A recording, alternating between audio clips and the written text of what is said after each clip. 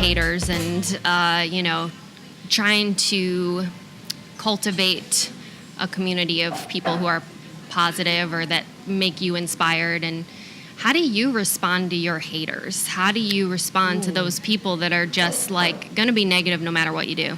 Yeah, you just let them. I don't respond. And that's growth on my behalf. Mm-hmm. I have had such a fun time building a great community of people around me. Haters just come with the territory. Haters come, people bring them along. The wind blows them around, so they're going to show up. So I'm really excited at the fact that I've learned that I don't have to respond to them anymore. Yeah. I used to do petty stuff. I will tell you that. It took a lot of growth. I had some haters that will send me stuff, and the next morning, and I'll sit on it. I'll just send it right back to them, just to be petty. Mm-hmm. Hey, remember when you said this crap?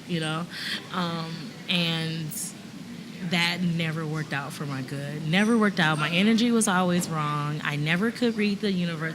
Just nothing was right when I was focused on my haters. Mm-hmm. None of my business moves were working out. I wasn't getting the jobs I wanted when I was focused on my haters. I lost great friends focused on haters. So no, I don't give it to them. Yeah. And double tap or delete. Double tap or delete. That's like your new hashtag that we're going viral with that hashtag. Tell us about what double tap or delete means though. That means if you see something on social media, and social media is like a guise. Social media can be anything for people right now. It's a handbook on how to live your life, how to raise your children. Mm-hmm. Everything. It can be a great tool to inspire you, or it can build within you such just jealousy and disdain, and you really have to make the decision to not allow it to go there. So double tap or delete is, if it doesn't benefit me, if I can't be happy for it, if I can't gather the emotional response that they want me to get from it, I delete it. If I can't double tap it, I delete it. Yeah. Get it out of my space. I agree.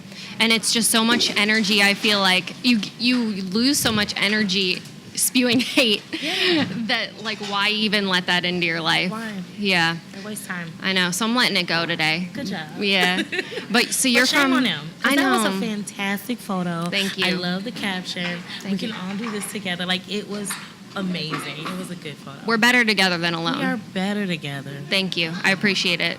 But you grew up in Detroit. Yes. And have been here for 6 years. 7 years now. Married for 6. Okay, married for 6. Yes. So, Detroit is obviously very different than San Antonio. A little bit, yeah? A little bit. I think that there's a lot of similarities. Mm-hmm. And I draw on my experiences in Detroit a lot while I'm dealing with projects here in San Antonio. Mm-hmm. I think that San Antonio has this weird mixture between how it accepts its culture as well as its industry, and they mix together so fluidly you can barely separate. You can't find it's hard for us to introduce new industry in San Antonio. Mm-hmm. And that's much like Detroit with the automotive industry. Right. So it's very hard to kind of generalize, a difference when you have that culture and that history. Right. Mm-hmm. So when growing up in Detroit, how did you grow up? Oh, both my parents were artists, are artists, and entrepreneurs. So I grew up in this very fearless state of the East Side, and the East Side was really rough. But there were pockets of art and culture and expression, and then there was this STEM revolution. So every summer I spent at a college campus. Every Saturday I was at a museum.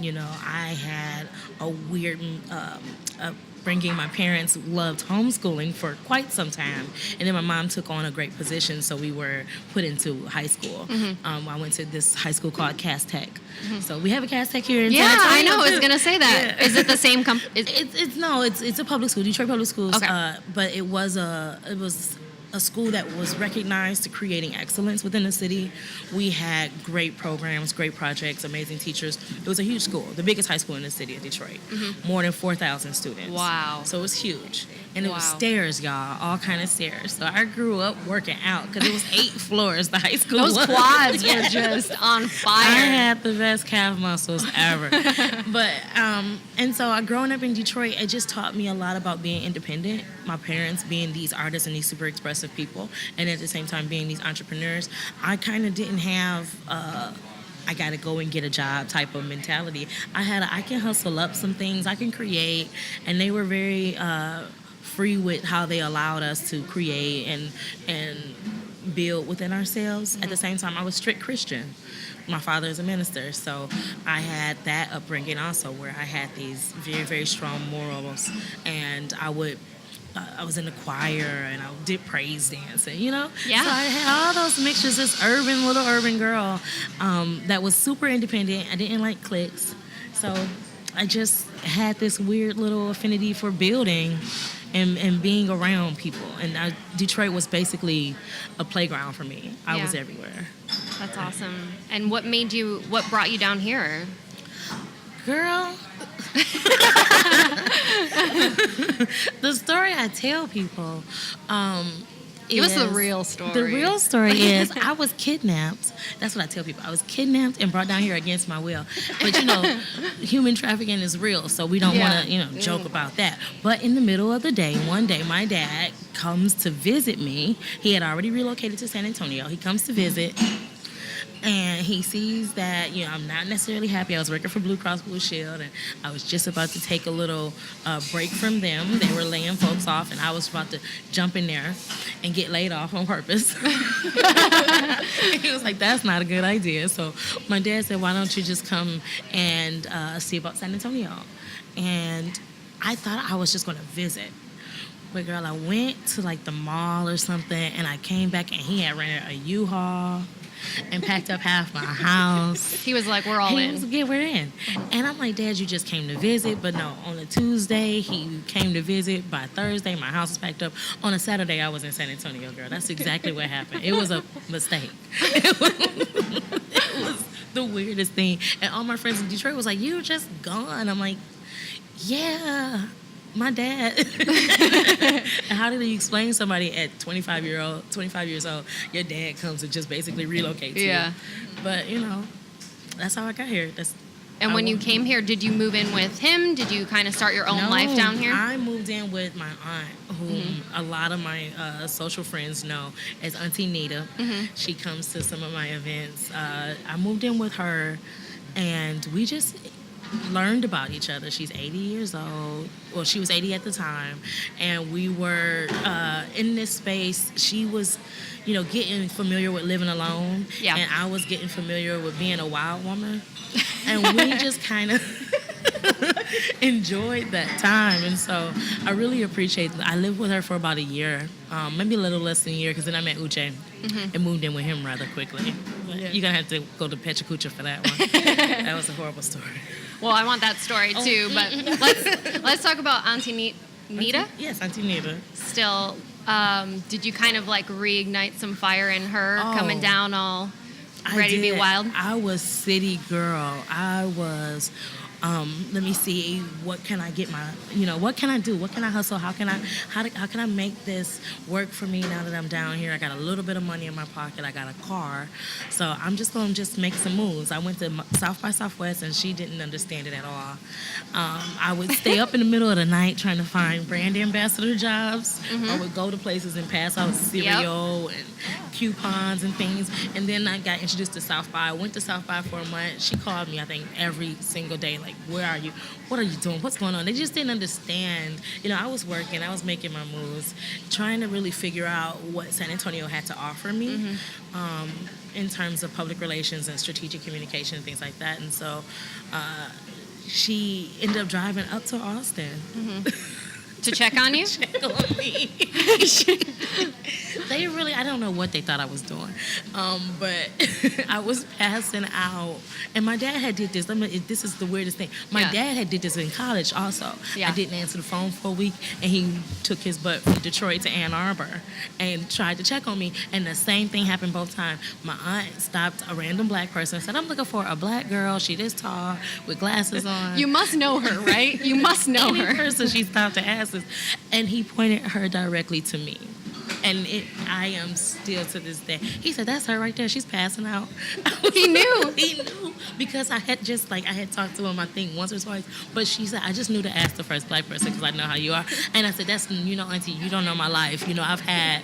I had to find my people. You don't know me. You don't know me. But my dad had did that once in Ann Arbor and asked the first black guy that he saw, I'm looking for Christian. And he pointed him directly to me. Sad thing to say, I was leading a swag surf party in the Diag. Yes. But, it's always been a lifestyle. And at Blue Cross Blue Shield, you're kind of like in this corporate culture. Oh, it was super corporate. I was procurement. Yeah. Cubicle life. Oh my gosh, it's the worst thing ever. And my heart goes out to everyone suffering from the hardship of a cubicle. It is discouraging, to have walls just tightened in on you. It's like gray and... Yes, everything was told. The lights, what are those lights called? Fluorescent. Fluorescent lights. Oh my gosh, kill them all. Kill all the fluorescents. Yeah, just break them. It's just... And I was a procurement executive, and I worked on the 19th floor, and I had my little suit game, was tight, There are some great opportunities to look really good. Yeah, I had a tight suit game, and I worked downtown Detroit. So it was like my little mini glamorous lifestyle. I had a little one-bedroom apartment in something called Cass Corridor, which is where... my high school was there, and then, of course, there was an arts high school, but then there was this halfway house, and then a rehabilitation center, and another community, like, soup kitchen. And so all of these wayward people would be around this space at all times, at any moment at a time. And I kind of made friends with them. So I would drive my little car and go to work downtown. I lived downtown kind of adjacent. And then I would come back, and I would just talk shit with these former, at least convicts or these former drug addicts, and just chill out in downtown Detroit. It was a good breakaway from my corporate experience, and that's when I started my Twitter page. So I would start from the conversations on this stoop in Cass Corridor. What did you learn from having those random conversations with people who, pretty much society is rejecting? Yeah, I think I learned more than I learned at Michigan. I learned how to read people, how to understand processes. I learned about systemic disorder. I never really understood how you can create disorder and be able to manifest money from it, currency from it, And I just learned so much from, these people that had no home or had no space to go and they were geniuses. They just fell into the wrong rabbit hole, Yeah. But I'm grateful for that time. So you've worked this corporate culture now. The suit game is on point, but we got to let it go. When you came down to San Antonio, was there ever a point where you were like, I'm going to go back to that? Or did you, once you came, you're like, fresh start, it's time to start something new. Let me apply some of these things I learned from these people I've talked to on the streets. I tried to go both routes. I tried to apply for jobs. I got a ton of great interviews, and they just turned into interviews. And I tried to, go further into building social media campaigns, promoting myself as a brand. Yeah. I realized I didn't have the patience. And I got fed up with stuff really fast, so I had to chill on that. But what really stuck with me was my ability to make a way. So I got a little job at Nordstrom Rack. Hey. Which is that Rossi was knows half my wardrobes from Nordstrom Rack. Is a godsend. And I was having such a good time working there. And that's where I met my first ever Mexican national. Yeah.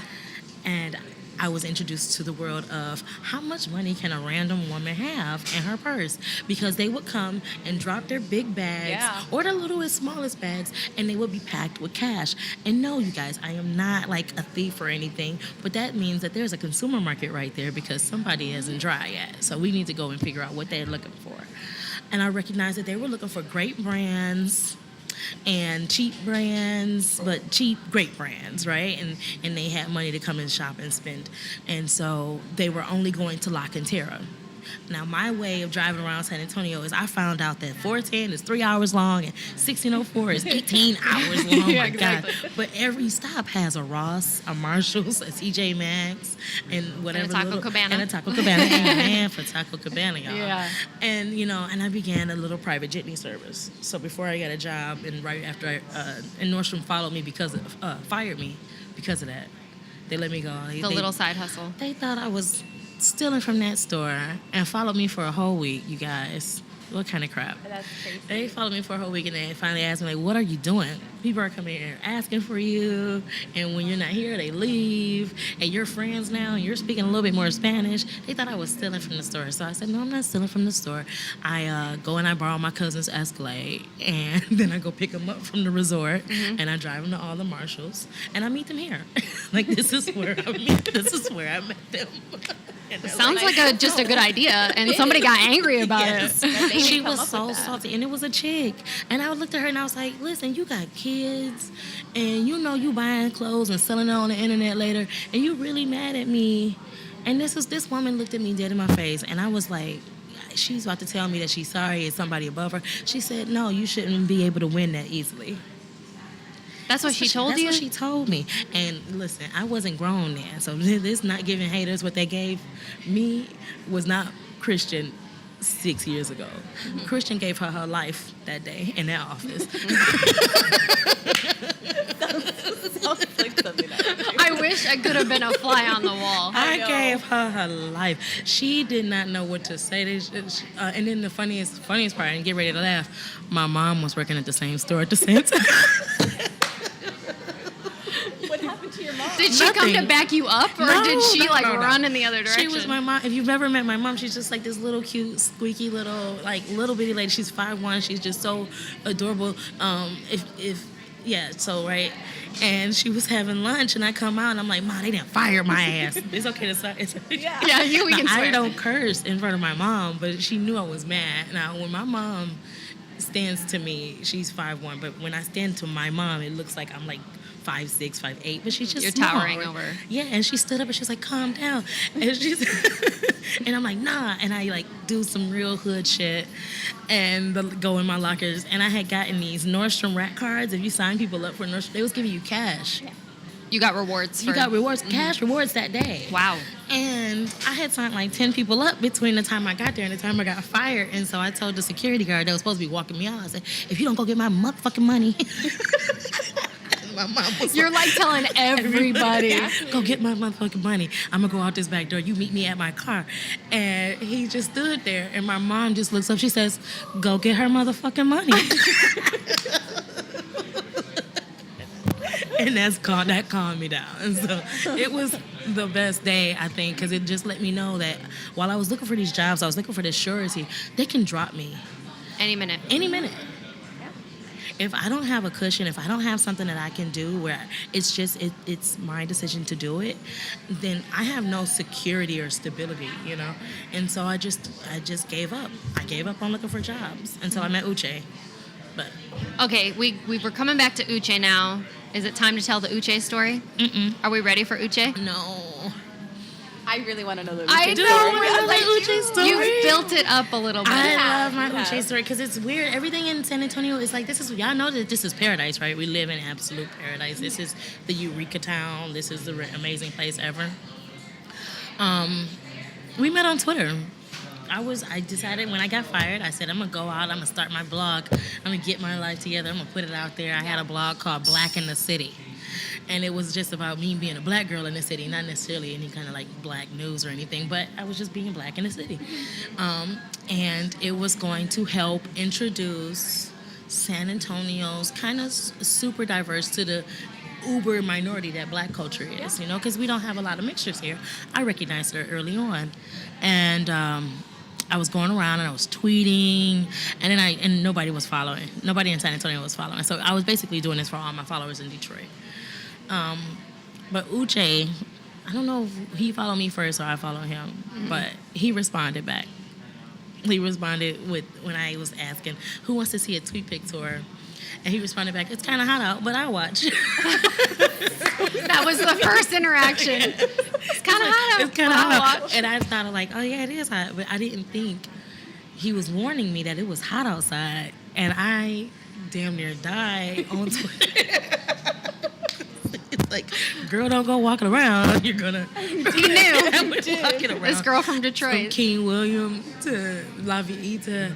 I swear I had to crawl like the last 3 All sweaty. Yes.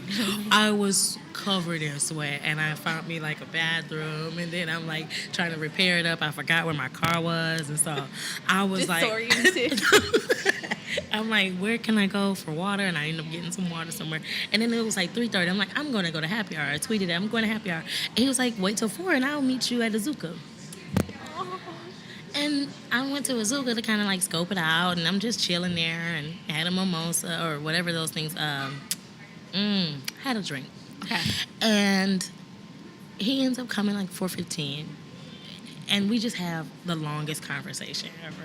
We talked for hours. I had another date that night. You did not. Yes, I did. Did you cancel? Yeah, I did not. Or did you leave him? You ghosted him. Yes, I did. I ghosted him. Yes. I ghosted him. He found me maybe about 6 months later, and I was like, yo, I got married. My Because that's bad. how quickly it happened. Yeah. I mean, it was 6 It months. was bad. Or 5 months, 5 right? months. We got married. We met in January. We met in August. We were married by January.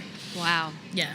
How would how was your family? Were they supportive? Oh, they Were they couldn't all on wait board? to give me away. They was just like, yeah, sure, whatever. That's gonna be fantastic. Where we going? 3 o'clock? Okay. Where, when, how? We tried to get married on the 1st, and then the Justice of the Peace was closed. Duh. So we came back on the 3rd, and we got married there. And his grandmother was the only member of his family that was there, and which was fantastic because in Nigerian culture, if you got the grandmother's love, the whole family gotta love you. Right. So She's given the blessing, yeah, she gave so the you're blessing, good to go. So I'm good to go. And she's the most amazing woman. So we were super blessed to just have her that whole day, and she just spent the day with us, and that's what we did.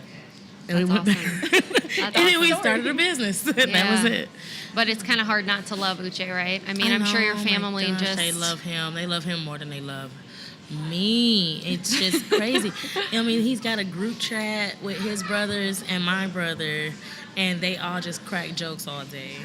And then, I mean, just and the way he interacts with my mom is hilarious to me. They have such a good time. That's so good. Yeah, he's a That's cool really, dude. really good. He's the coolest guy ever. So, gosh, I feel like maybe we're jumping around a little bit. Well, we're good, right? We're just having a conversation. Fantastic. Yeah. So, one thing that I wanted to bring up today is, so you had your blog, Black in the City, right?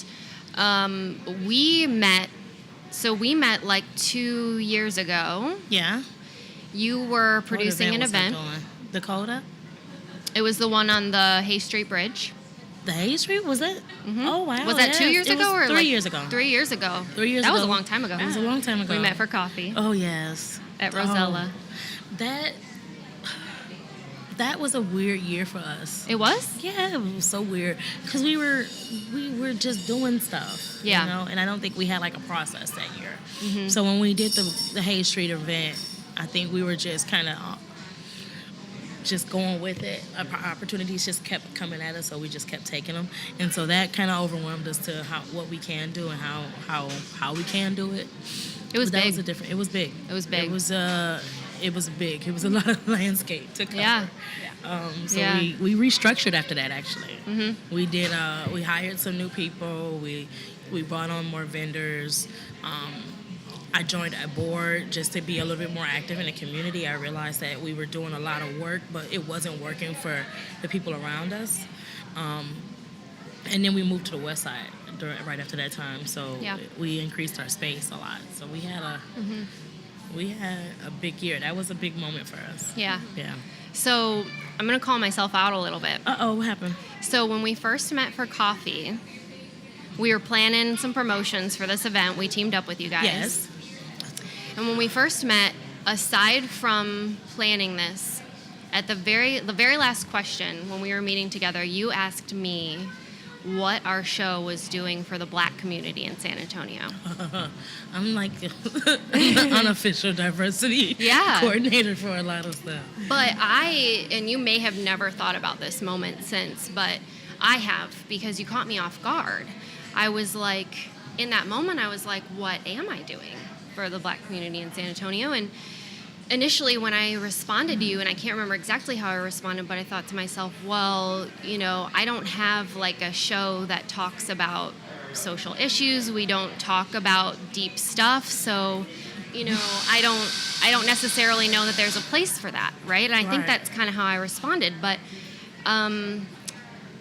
I had to check my privilege in that moment. Ooh. Which is one of your favorite things, right? Check my privilege. To me, I like that.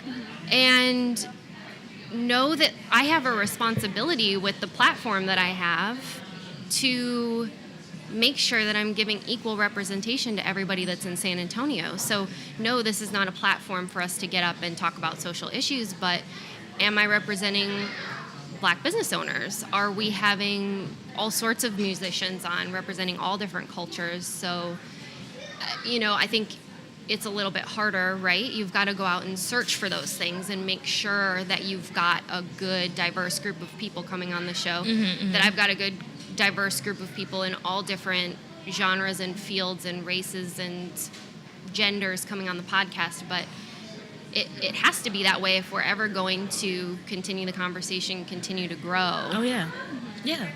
And even like with hiring, too, people say, well, I haven't hired a woman for this position because she hasn't applied for the job.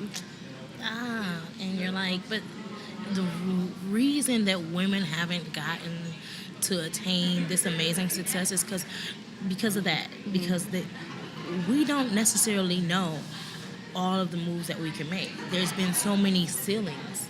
There's been so many, it's built into us to be, you know what I'm trying to say. Yeah. Culturally, we don't get that opportunity to assess a situation and say, look at all the jobs that I can go and grab. Because there's been a longer list for a longer amount of time of all the jobs we could not get. Exactly. And that's my thing in 2019 is women. This year has been women, sisters and Latinas, but women, it's just screaming out for us. Like, we need to be able to assess the situation. At the Hustle and Socialize conference that we were at last week, Still reeling. I know. High from that Still day. feeling it. Still feeling it. By the time Oh this my gosh. podcast airs, we'll probably still be feeling it. Yeah, we will.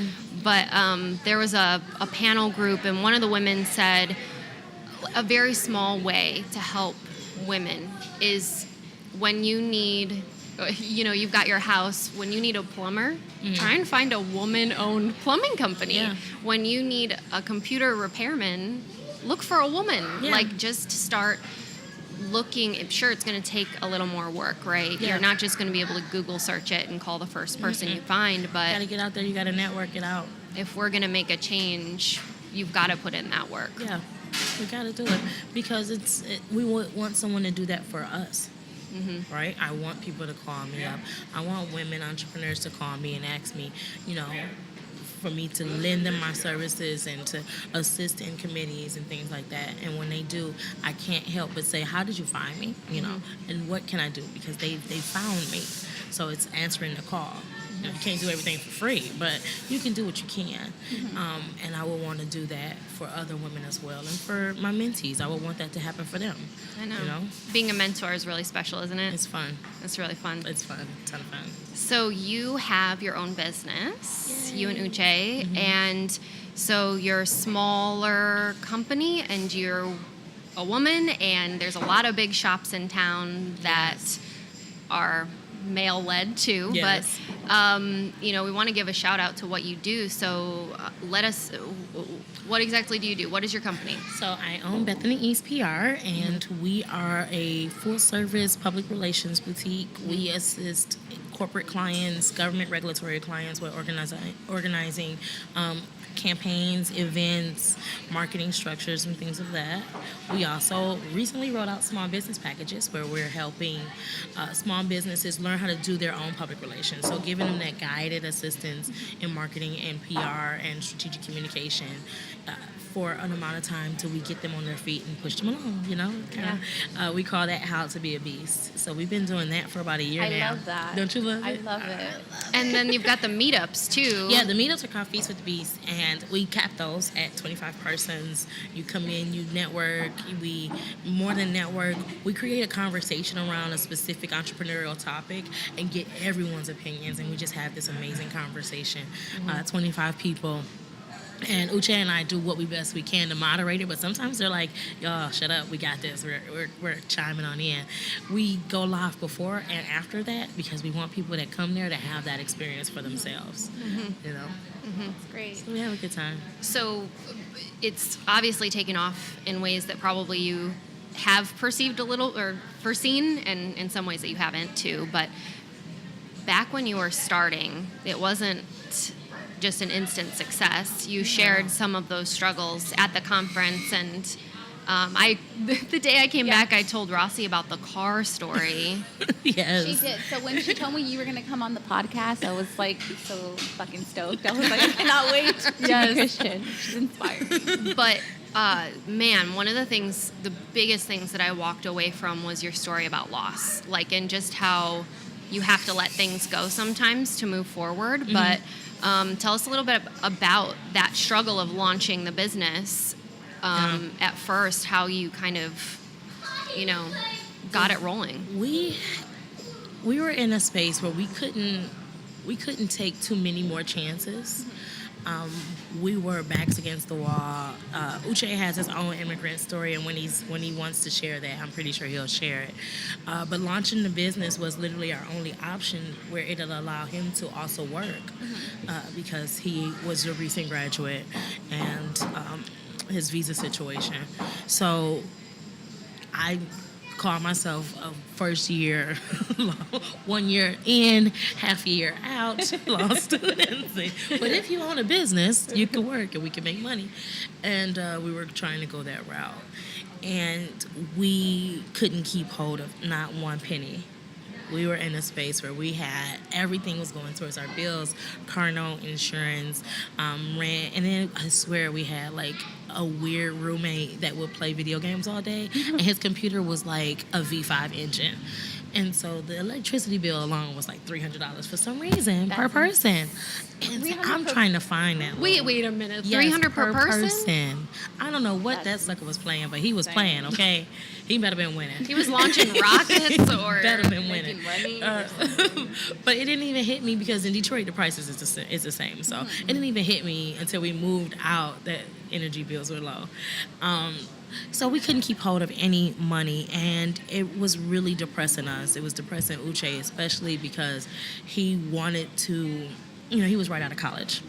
He wanted to succeed so bad. I think he was getting pressure from his family. My family knew I was a fuck up, so they didn't really care. They were just like, you came in with the expectations low. The expectations were super low. You met and married a guy, and now you what? You got $20 to your name.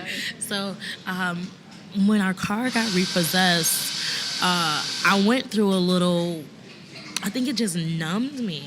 And being able to say, look, we gotta go hard right now because we only have 30 days to get the car back. But that, I didn't even think about not having the car. I didn't let it get me down.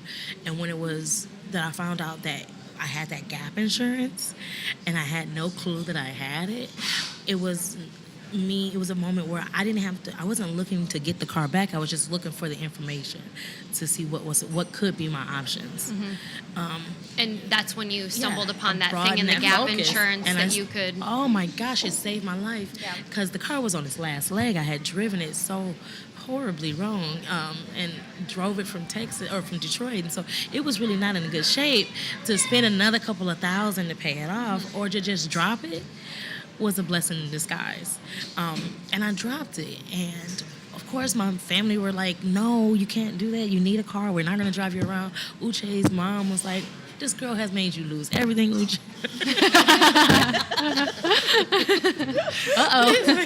So I started feeling the pressure, but we let it go, and then it just seemed like everything just started happening. Just a lot of things just started happening for us. We landed a couple extra clients. We were able to host good people. And then at the same time, we picked up Via as a sponsor and partner, and they gave us the first sponsorship that had a comment in it that we ever gotten. Mm-hmm. So that was an accomplishment for us. And it just opened up a lot of doors. And what loss is just a test. It's a trial for how strong you are to carry the next load until you have to drop that one and pick up the next weight, Mm-hmm. So I began to think of loss that way, as that was a training period for the next training period, Yeah, Rebel, Mariposa. Yes. Were you in that? Yes, I that did. part of the... Isn't it weird? Did you eerily feel the connection? Oh, yeah. Listen. So, but... She's amazing. Okay, so in physics, mm-hmm. I'm going to try my best to be a scientist right now. Okay. But there is actually a law Universal in physics where loss does not exist. Mm-mm. Loss literally does not exist in this universe. It's a transfer. It's a transfer of energy. Mm-hmm. So... just as you said, you had to let go of that car, but that energy you were focusing on the car got to be shifted onto something else that was going to bring you more reward. Oh, yeah. And so if we constantly think about loss as a shift of energy, mm-hmm. not a loss. Okay, so you go through a breakup. This is an opportunity for you to shift that energy to something more positive. Oh, yeah. I mean, and I think as women, we want to carry these memories because, we chronicle. We build phases. You never hear about guys talking about the next phase of my life, and we've got chapters, new chapter, new book, a timeline. Guys don't do that. They do stuff and they get it over with and they forget about it until something reminds them later on. Women, we chronicleize, but then we also keep all of that tied up into us, thinking that it makes us who we are. Like those struggles and those losses and pains make us who we are. When in actuality, it's the lesson of being able to get over them that makes us who we are. And that is that shift, shifting it from the pain of a sob story to the lesson and how you won and how you overrode what could have gotten you down. Right. As long as you go into something thinking, how can I learn from this? Yeah. Then you really can't ever lose. Can't. So, steep. It's good stuff. It's good stuff. Right. It's good stuff. This is a hard shift. I'm just taking the wheel and going. Pivot.com, everybody. Here we go. But what I'm really curious also to talk about with you as a marketing and PR professional. I'm kind of on the other side of that, so I'm helping businesses and companies promote their stuff. But I communicate a lot with PR companies, communicate a lot with marketing professionals, and I want to know from you what some tips are, or maybe some mistakes that you see people making with marketing, or do you have any recommendations? Like, there's so much right now with social media that people can go with, but on either side, tips for marketers and people that are trying to market their business. Yeah. Okay. Yeah. Well, and I love giving tips to marketing people that's marketing their business, but giving tips to marketers, you can step on toes. Yeah, I know. Are like, no, we can leave that one. We can. Yeah. Okay. Here's my thing for people starting their business. They want to go too hard, because they need results right away. Mm-hmm. And it can mean stuffing your money into sponsored ads and posts, and then not looking authentic to the clients that you already have. Completely disrupt the way that you build loyalty with your consumer audience. I prefer to go a more organic route, do a lot more self-made. I feel millennial consumers, who will be the largest subset of consumers in the coming years, are making purchasing decisions based on how they feel and align with brands, whether brands are hitting them in their heartstrings at the same time as doing something for the community. It's emotional, yeah. It's emotional. It's all emotional responses, and I fear that as people start and launch businesses, they forget about that emotional connection that they need to have with those consumers, because they're trying to get on every platform, and they're not networking and connecting and shaking hands and sharing their stories, and it just all seems so impersonal. I want to keep my poor little $7 in my pocket, you know.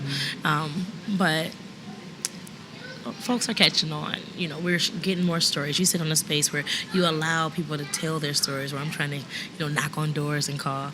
You know, that there is the gift. That is you've gotten to a space where you can tell your story. Now continue telling it. You don't need a new thing every other week. We need to share the same story until everybody hears it. And that's basically what we attain to, being able to share our story. Keep going. I was gonna say that's probably the most uncomfortable thing for me. You know, like really? I think people get very uncomfortable about sharing their story sometimes. I mean, you know what I mean? Making it either thinking that it's too much about themselves, or that, you know, they've got something about themselves personally that they're afraid to share. I mean, and from what I can tell, always been very open, right? Yeah, but I got my reasons. Yeah. Because I get nervous, so I quickly share it and then I'm out of there. So I gotta hit hard. It's been a little bit of time. I got like maybe about 45 minutes tops. Like I'm in and I'm out. Like I'm not gonna stay around. Yeah. I go to networking events. I talk to like 7 people, and then I gotta sit down somewhere and have like a small little panic attack. So I'm weirdly shy. I'm oddly shy. Yeah. So how do you deal with that? A tequila and a topo at the end of every day. Okay. There we go, because I'm in Texas now. That's my cocktail. And just, you know, recognizing that my bottom line is affected by how I engage and who I engage and when I engage. I got to also be the personable person that people need me to be in terms of how they select people to give projects and things to. And I have to connect with my audience. So I don't have time for like a fake personality. Mm-hmm. Yeah. You know, because you got to put that on and off, and that takes time, and I'll get too nervous between the time I'm putting it on. Yeah. Mm-hmm. And I won't be able to stay. So right. I just try to be as me as I can. Mm-hmm. How do you regroup after you're exerting, you know, after an event, you've gone out, you're networking? I mean, the topo chico and the tequila, but... Uche told me to stop doing this. I tell everybody that I'm nervous, because I do be super nervous. Mm-hmm. And I tell everybody, when people walk up and I'm like, you know, I'm super nervous. And they're like, okay, that's cool. But it's my way of just kind of... It's your icebreaker. It is my icebreaker. And I get the shakes, and I had to sit in the car and turn the fans on me real hard and all that kind of stuff. But at the same time, I love speaking. I love public relations. I love marketing. I do love people. And maybe I just built a little trauma in myself. But I get a nerve, which it calls it a nerve buster. Like, you about to go through a nerve buster? Yes, I am. I need, you know, a bag of candy and 3 water bottles really quickly. So it's sitting in the car, turning on the air. You know, I tell a couple jokes in the mirror. I got to tell jokes whenever I talk. Yeah. I need them to stop myself, to slow myself down. Yeah. So I love comedy coming up. When I was growing up, I would sneak and watch Richard Pryor. Mm-hmm. And just die laughing. And when Monique came out, I swear I was in love with Monique. And I would just watch how she told jokes, or her faces, or her facial expressions. And I would watch everything that she do. And so I loved comedy, not to the point where I would be a comedian. Right, I just loved laughing and then cracking a joke. And all my uncles were comedians. Yeah. So it's just my thing. Put that into your everyday. Life's better when you can laugh. Isn't it? Mm-hmm. And when you can my favorite thing is making old people laugh.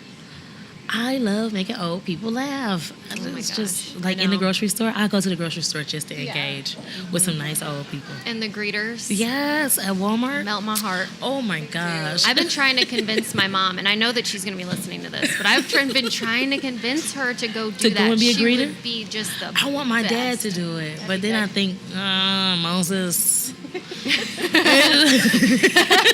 You don't know what he'll say sometimes, you know, Moses. Yeah. Okay, so also, aside from giving marketing tips, I'd love for you to share about your email base, because that's a pretty big strength of yours. Oh, yeah. And that happens. I love my email people, my network, I call them. On Instagram and on Facebook and MailChimp, I call folks my network. So what I've done is created the Good People list. Has been 5 years coming. We've accumulated all these names from people that actually came to our Good People events or our networking events, and the list got up to, at one point it was 10,000 names, and then now it's kind of dribbled down to about 5.5. Every month we add about 300 people. These are all people that we network with, and we started this thing called the Opportunity Report. And originally, it was just marketing information, things that was rattling around in my brain. And now it's events. Now it's a couple of product informations. It's not a real true blog because I only do it once a month, if I do it, But I found now that I do have those 15, 20 people that if I don't send it out the first week of the month, they're like, "Where's my opportunity report?" I need some events to go to. I started everything with the blog posts because I really felt that I could offer some information on how to market your small business or campaign. And at the same time, I wanted to slide in there updates about BethanyEast. It's been I've been doing the e-blast now for 2 years. Not too big, not too small, just something I like to do. Yeah. I think sometimes, though, we all have those people that come into our inbox heavy. Yeah. They're coming in hot, every day. Yes. And yours is more tailored to, like, here's some information if you want it. It's not so much like, buy my product, buy my service, buy my service. And you're I just never creating. even thought to do that. I guess, honestly, if you're just creating community wherever you go, whatever you touch, you're creating community. I'm going to take that. Thank you. Yeah. Thank you. You're listening to your keynote. We got to talk about that a little more because this was the first time that you were a keynote speaker at an event. You're in front of more than 100 women. Oh, my God. Did you see that picture? Talk about being nervous, right? Ooh, and they're all, like, women. And can you imagine, like, 100 rays of sunshine just looking in your face, right? And I just... I wanted to stand there and soak it in, and then I kept on thinking, oh wait, you got to talk, you got to say words now. You can't just appreciate the view, because it was one of the most beautiful things I've ever seen. Looking at all the women, I have never, and they all had this smirk, this smile. It turned up, not like a "what's this bitch about to say," but like I'm looking forward to what this bitch is about to say. I love it. So it was good. It was a fantastic experience. What did you think when Christina asked you to do it? What did you... Oh, y'all about to be so mad at me. I asked her if I could do it. Oh. Yes. No, but that's awesome. Oh, is it? No. Okay, good. And I've talked, I've been thinking about this too. Sometimes you have to tell people. Ask people what you want. Exactly. Yes, you I have did that to. for another thing that's about to get announced next week, and then I'll share. Well, it'll probably be announced by the time this goes on. Okay. That'd be good. I won't tell anybody if you say it right now. I asked, listen. I'm like listening. People are like listening around the coffee shop right now. I'm like looking. I'm about to go on Facebook Live. I asked Luis Martinez if I can be the entrepreneur in residence at Trinity next semester, and he said, yes. Woo! Yes. Talk about mentoring. Yes. And then I asked Uche if he'd do it with me. So it's going to be both. We'll be the first couple, the first people that's currently already still in business, and then, of course, the first black man and the first black woman entrepreneur and resident at Trinity University. And I asked for that. And that's important now, I think, women to ask for what they want. And who gives you a no, so what? But look for the yeses. You can't look for a yes if you're not asking any questions. You can't just sit back and hope that somebody's going to present you with what you want. You've got to work for it. You've got to work for it. And sometimes people don't even know that that's what you want. Right. And that's what they need sometimes. Exactly. They need to be told. Mm-hmm. Well, I think that we should probably work on designing your statue now. Exactly. I'm going to call Trinity, and we're going to pick a plot of land. Put it there. Yeah, pick out the outfit that you want. Of course, Beyonce changed up her. I'm gonna go with the most recent denim ensemble with the Swarovski crystal. Yeah. Yes, that's what I want. And Uche is ready for that statue. Oh, for sure. Okay. Because he's a professional model. Yeah, now. he's been practicing. Yeah. Well, that's about all that I wanted to cover. I'm super excited that you're here and Thank that you you. shared your story. I think it's really important, and you've totally inspired me to start connecting with people and just putting myself out there, and I would have never known that you were nervous about it. Girl, full condition. It's a full nervous condition. Yeah. But it's got to be done, you know? It's got to be. And I'm definitely going to take away from this, like, if I want something, speak up about it, let the people know. Mm-hmm. Let the people know. Yes. Let them know. No, it's true. No. That's so important. Like, I wouldn't have known that. I think that's Did you great. ask for it? Just Right. ask for something. Rossi started producing events on the side. Oh yeah, so I produce events. What? On the side. Well, I do it with you might know her, Erica EG collaboration, shameless plug. Shameless I plug. love that. She owns her own business. Okay. So I Give the help phone her- number, give the email you address. know. There we- So she does events. So one of the events she's planning is the Frozen Treats Fest. I'm helping. I help her with Yes. a bunch of different events. Okay, so good. I really like doing those things. That's so. yes. Putting yourself out there, collaborating. And it started like you guys. I met her. I asked her to meet up for coffee. There and you go. I met up for coffee with her, and we talked about. I asked her, "How did you start your business? How did you start doing events? How did that pan out for you?" And we've been friends ever since. Good job. And that's Love how that. I love that. we met too. Yes. Is we go to coffee. You need help promoting your event. Just gonna put it all out there. You would listen to my whole pitch. Yeah. I would turn the page. You're like, is there more? Okay. And I'm like, yeah, hold on. I was and then ready to got say yes to you like the minute you sat down, but I let you do it. I would do the whole pitch. Oh, there's more. And Uche was like, I don't think she was ready for this meeting. I'm like, I don't care. I need these placements, Uche. I need to get this media here. And that's what we're saying too, is that you had your calendar out, you've got your planner, you are you very gotta go organized. Yeah. Prepared, y'all. We got to be prepared. I've had women come, and I know use podcast, but I've had women come to me and they're not prepared, and it bothers me. And I know what all I had to do to get the positions that I've got, and I know who I had to compete with. You know, that's the number one thing that I have to look up. And I don't believe in competition, but I do understand that you got to do your research to determine what answers can you give yourself before even asking a question. You know, I have the conversation two ways in my head before I have a conversation. What are they going to ask me? So what do I need to have? What do I need to be prepared for? And what can I offer? If you don't know that, you can't really ask for much. That's a big thing. What can I offer? I just had that kind of teaching moment with an intern where, we got asked to go to lunch with